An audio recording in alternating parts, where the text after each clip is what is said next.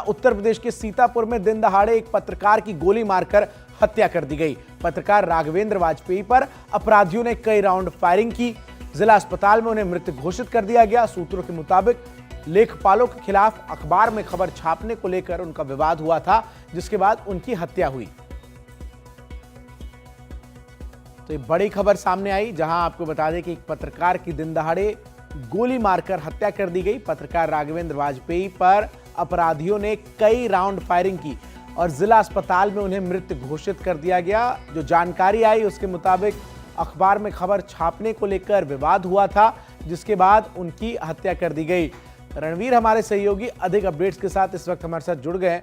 रणवीर, ये कोई पहला मामला नहीं है कि पत्रकारों को इस प्रकार निशाना बनाया गया हो, लेकिन इस पूरे मामले में क्या वजह रही और अब किस तरीके से पुलिस जो है वो आगे जांच कर रही है और क्या अपराधियों को पकड़ लिया गया है?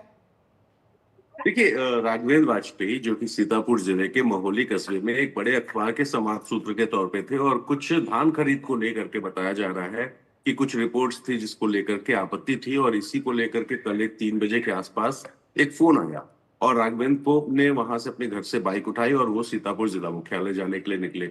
एक ओवर ब्रिज है, जिस ओवर ब्रिज पर जब वो पहुंचे तो उन्हें रोकने की कोशिश हुई और इस बीच फायरिंग हुई।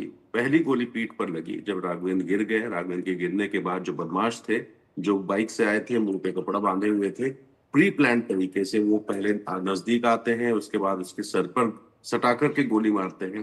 कुल 4 राउंड गोलियां चलाते हैं और उसके बाद मार करके वहां से फरार हो जाते हैं।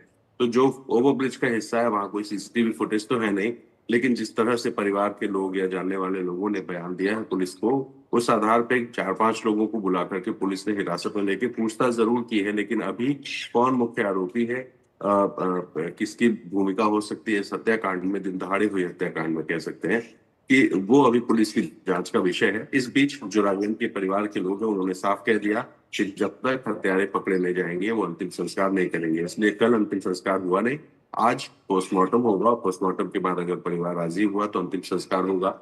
लेकिन जो सबसे बड़ा सवाल इस घटना में है वो ये कि दिन दहाड़े दोपहर लगभग 3:30 बजे के आसपास एक पत्रकार जो कि बाइक से जा रहा है उसे रोका जाता है। पहले एक गोली दूर से मारी जाती है, फिर नजदीक आकर गोली सटा के मारी जाती है, 4 राउंड फायर किया जाता है और वहां से दिन दहाड़े जो हत्यारे हैं वो निकल जाते हैं। और जिस तरीके से ये सारा कुछ हुआ है कि एक खबर छापने को लेके या धान खरीद को लेकर के जो वो अपनी पड़ताल कर रहे थे, तो ये निश्चित ही किसी के लिए भी चिंता का विषय, हमारे जैसे लोगों के लिए भी चिंता का विषय है जो फील्ड में घूमते हैं, काम करते हैं। तो ये बड़ी घटना है। फिलहाल कल रात में आईजी भी पहुंचे थे राघवेंद्र के परिवार से मिलने और बड़े अधिकारी है। कुल 4 टीमें लगाई गई हैं जो 4 टीमें इस पूरे मामले की जांच कर रही हैं। शुक्रिया रणवीर आपका हमारे साथ जुड़ने के लिए, तमाम अपडेट्स दर्शकों तक साझा करने के लिए।